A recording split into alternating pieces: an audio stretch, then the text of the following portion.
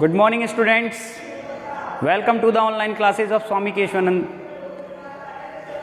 So yesterday in the previous video we were discussing about the poem Dust of Snow, and we have discussed the first stanza of the poem. Now in this video we will discuss the second stanza of the poem. प्यारे विद्यार्थियों, पिछले video में हम इस poem के पहले stanza को discuss कर चुके हैं। इस वीडियो में हम पोएम का जो आखिरी लास्ट सेकंड स्टेंजा है उसको डिस्कस करेंगे। थोड़ा सा फर्स्ट स्टेंजा के बारे में मैं आपको बता देता हूँ। जैसा कि आपको पता है, पोएम का नाम है dust of snow. Dust of snow का मतलब होता है फाइन पार्टिकल्स ऑफ स्नो। बर्फ के जो पतले पतले बारीक जो पार्टिकल्स होते हैं उनको बोलते हैं डस्ट ऑफ स्नो। होता क्या है कि इस पोएम के अंदर जो पोइट होता है, आपको पता है कि पोइट कौन है? Robert Frost. जो पोइट रॉबर्ट फ्रॉस्ट होता है वो सोरोफुल मूड में होता है, सोरोफुल मूड में, दुखी मूड में होता है। The poet was in sorrowful mood. अब होता क्या है कि वह एक हेमलक ट्री होता है, हेमलक ट्री, या फर्स्ट स्टेंजा हम पढ़ चुके हो, धतूरे का पेड़, उसके पास होकर के गुजर रहा होता है। The poet was in A sorrowful mood and he was passing by A हेमलक tree. एक हेमलक ट्री के पास होकर के गुजर रहा होता है। अब होता क्या है कि जो ये पोएम है ये एक विंटर सीजन में सेट है। कहने का मतलब पोएम में जो सीजन दिखाया गया है वो विंटर सीजन का है। होता क्या है कि चारों तरफ बर्फ ही बर्फ होती है। There was snow all around. चारों तरफ क्या होती है? बर्फ ही बर्फ होती है। इसी तरह से जो पेड़ों के जो टॉप्स होते हैं, ट्री टॉप्स होते हैं, वो भी स्नो से कवर्ड थे। तो जैसे ही पोइट उस पेड़ के पास होकर के गुजर रहा था, कौन से पेड़ के? हेमलक ट्री के, तो क्या हुआ? एक crow came and set down on the tree. एक कोआ आया। किसको मेंशन किया गया है पोएम में? अब कोए को। एक कोआ आया, कोआ आया and the crow it sat down on the tree. यह पेड़ के ऊपर बैठ गया। As soon as the crow sat on the tree the motion of the crow shook down some dust of snow on the poet. जैसे ही कोआ पेड़ के ऊपर बैठता है तो जो पेड़ के ऊपर जो बर्फ के पार्टिकल्स होते हैं, जो डस्ट होती है, वो जमी होती है, वो कोए के बैठने से, उसके मोशन से, उसके मूवमेंट से वो बर्फ के कण कवि के ऊपर गिर जाते हैं। इस छोटी सी घटना ने, ये छोटी सी घटना हुई थी। कौन सी घटना?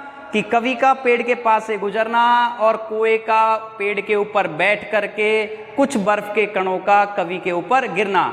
दिस सिंपल इवेंट, इस साधारण सी घटना ने had a great effect on the poet, ने कवि के ऊपर एक बहुत बड़ा प्रभाव डाला। अब वो प्रभाव क्या है, ये मेन बात है बच्चों। वो प्रभाव ये डाला कि आपको पता है कि इस घटना से पहले, बिफोर दिस इंसिडेंट, इस घटना से पहले the poet was in A sorrowful mood. कैसे मन में था? कवि दुखी मन में था। अब इस घटना का क्या प्रभाव पड़ा वो इस स्टेंजा में पढ़ेंगे। तो घटना आपने पढ़ ली, क्या है?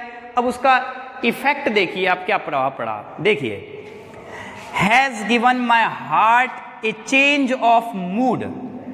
इस घटना ने कवि के हार्ट को, कवि का जो दिल है, कवि की जो आत्मा है, उसको पूरी तरह से बदल दिया। कहने का मतलब कवि का जो मूड था, उसका जो सोल था, उसके जो थॉट्स थे, उनको कंप्लीटली चेंज कर दिया। किस घटना ने? इस बर्फ के पार्टिकल्स की गिरने की। The falling of the dust of the snow changed the poet's mood completely. इस बर्फ के गिरने की घटना ने, जो बर्फ के गिरने की घटना होती है, the falling of the dust of snow by a crow, एक कोए के द्वारा, जो यह इंसिडेंट हुई थी बर्फ के कणों को गिराने की, इस इंसिडेंट ने, the falling of the dust of snow by a crow, changed, ने बदल दिया द पोइट्स मूड, कवि के मन को, कंप्लीटली, पूरी तरीके से। इस घटना ने कवि के मन को पूरी तरीके से बदल दिया। कैसे बदल दिया? अब देखिए उसका मूड कैसे बदला जाता है। आपको पता है before the falling of the dust of snow, बर्फ के कणों के गिरने से पहले, मतलब बिफोर दिस इंसिडेंट, इस घटना से पहले क्या होता है? The poet was in A sorrowful mood, the poet was in A depressive mood, the poet was in A sad mood.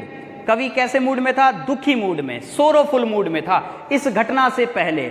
अब इस घटना ने उसका मूड था, जो उसकी सॉल थी, जो उसके थॉट्स थे, वो बदल दिए। कैसे बदल दिए? This incident changed, this incident changed the poet's mood completely. कैसे बदला?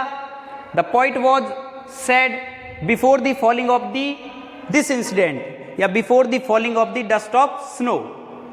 बर्फ के कणों के गिरने से पहले कवि दुखी था, बट लेकिन as soon as the dust of snow fell down on him, जैसे ही बर्फ के कण उसके ऊपर गिरे, he became happy, he became cheerful, वो बड़ा प्रसन्न हो गया। जो उसकी सैडनेस थी वो हैप्पीनेस में चेंज हो गई। किस में चेंज हो गई? पोइट्स के मन की जो स्टेट थी वो सैडनेस से किस में कन्वर्ट हो गई? हैप्पीनेस में। उसकी जो नेगेटिविटी थी मूड की, वो किस में कन्वर्ट हो गई? पॉजिटिविटी ने। इस सिंपल सी इवेंट ने उसके मन को सैडनेस से हैप्पीनेस की ओर चेंज कर दिया। This simple incident changed the state of the poet. कवि की अवस्था थी जो मन की, उसको बदल दिया from sadness to happiness, sadness से हैप्पीनेस की ओर बदल दिया। नाउ ही बिकेम हैप्पी, अब वो क्या बन गया? खुश बन गया। देखिए होता क्या है कि इस घटना से पहले कवि बड़ा निराश था, बड़ा दुखी था, है ना, और अपने दिन को ऐसे ही व्यर्थ कर रहा था। अभी 2 लाइनें और रह रही हैं, उनको देखेंगे। वो अपने दिन को क्या कर रहा था? व्यर्थ कर रहा था। मतलब वो सोच नहीं पा रहा था कि क्या कार्य किया जाए, अपना जो टाइम है उसका यूटिलाइज कैसे किया जाए, उसका सदुपयोग कैसे किया जाए। कहने का मतलब उसने अपना पूरा दिन सिर्फ पछतावे में, रिग्रेट होने में, पछतावे में बिताया। लेकिन इस इंसिडेंट के बाद उसका जो सॉल था, उसकी जो मूड थी, वो कंप्लीटली चेंज हो गई। अब देखिए होता क्या है, अब इस घटना का प्रभाव पड़ा उसके मूड पर। उसका मूड पॉजिटिविटी से फिल्ड हो गया। किससे फिल्ड हो गया? पॉजिटिविटी से। अब देखिए क्या होता है, फिर पोइट कहता है and saved some part of a day I had rued, और उसने अपने दिन का कुछ पार्ट, अपने दिन का कुछ हिस्सा बचा लिया जो वह पछतावे में बिता देता। यानी जो वह वेस्ट कर रहा था उस दिन को उसने वेस्ट होने से बचा लिया। कहने का मतलब then the poet realised that he had wasted his time, then the poet realised, तब कवि ने महसूस किया। कब महसूस किया? इस घटना के बाद, उसके ऊपर बर्फ के कण गिरे, इसके बाद उसने रियलाइज किया। क्या रियलाइज किया? That he had wasted his time being in sad, कि उसने अपना जो टाइम है वो सैड होने में, बीइंग इन सैड, दुखी होने में व्यर्थ किया है। Now he should utilise his time, now अब उसको अपने टाइम का यूटिलाइज करना चाहिए। हिज रिमेनिंग टाइम, अपना जो बचा हुआ टाइम है उसको क्या करना चाहिए? यूटिलाइज करना चाहिए इन यूजफुल एक्टिविटीज, उपयोगी एक्टिविटीज में। उसने यह महसूस किया। अब इस घटना के बाद, इस घटना के बाद वो महसूस करता है, क्या महसूस करता है?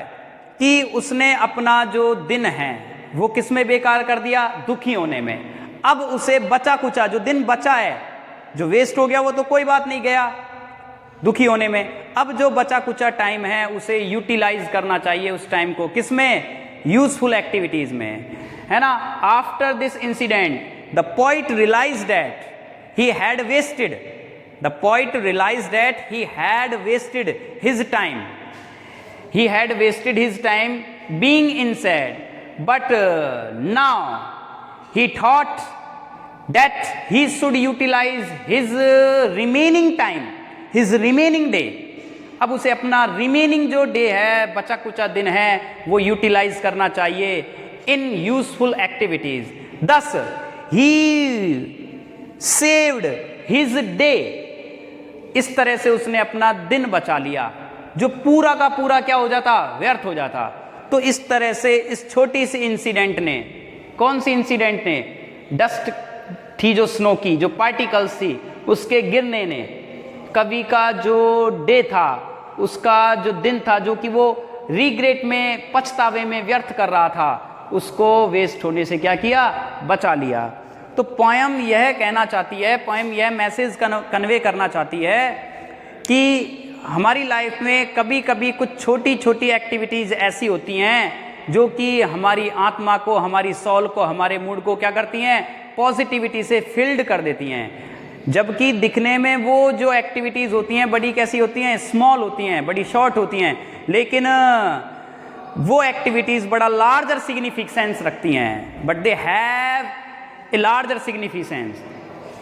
इसी तरह से इस पोएम में बताया गया आपको कि कैसे एक छोटी सी एक्टिविटी ने कवि के मूड को चेंज कर दिया, और मूड के चेंज होने से उसने अपने दिन का यूटिलाइज कैसे किया, और जो उसका रिमेनिंग डे था, बचा कुचा जो उसका टाइम था, जो समय था, जो दिन था, उसको उसने कैसे काम में लिया.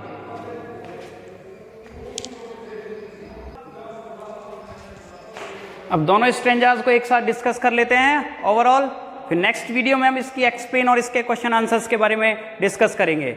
आपको 1 बाय 1 लाइन है जो एक्सप्लेन में लिखाई जाएगी. अभी तो आप सिर्फ समझिए, इसको अंडरस्टैंड कीजिए. देखिए, द वे ए क्रो सुक down on me the dust of snow from A हेमलक tree. First stanza में सिंपल सी इवेंट पॉइंट के साथ हैपेंड होती है. वो इवेंट क्या है? The poet was in a sorrowful mood and he was sitting under a hemlock tree. ऐसे बोल दो, चाहे ऐसे बोल दो, he was passing by a hemlock tree. The poet was in a sorrowful mood and he was sitting under a hemlock tree. अब यहाँ hemlock tree को ही क्यों चूज किया गया है? hemlock tree और crow दो नेचर से दो थिंग को वो चूज करता है, crow और हेमलक ट्री. आप जानते हो, मैंने आपको बता दिया, हेमलक tree is a poisonous tree. एक जहरीला पेड़, धतूरे का पेड़, जहरीला पेड़ होता है. और क्रो आपको पता है कि ब्लैक होता है. ये दोनों नेगेटिव साइड को शो करते हैं, जो नेचर की नेगेटिव साइड है उसको शो करते हैं. तो दोनों को पोइट के मूड के अकॉर्डिंग चूज किया गया है, क्योंकि पोइट का मूड भी एक नेगेटिविटी से फिल्ड है.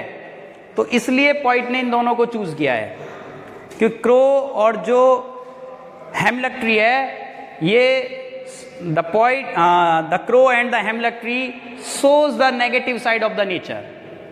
That's why the poet has chosen these two things from the nature. The poet was sitting under a hemlock tree, then a crow came and it sat down on the branches of the tree. The crow shook down the branches of the tree and there was snow all around. चारों तरफ क्या थी? बर्फ थी. And there were some fine particles on the tree top. पेड़ की चोटी पर भी, जो हेमलक ट्री था उसकी चोटी पर भी बर्फ थी.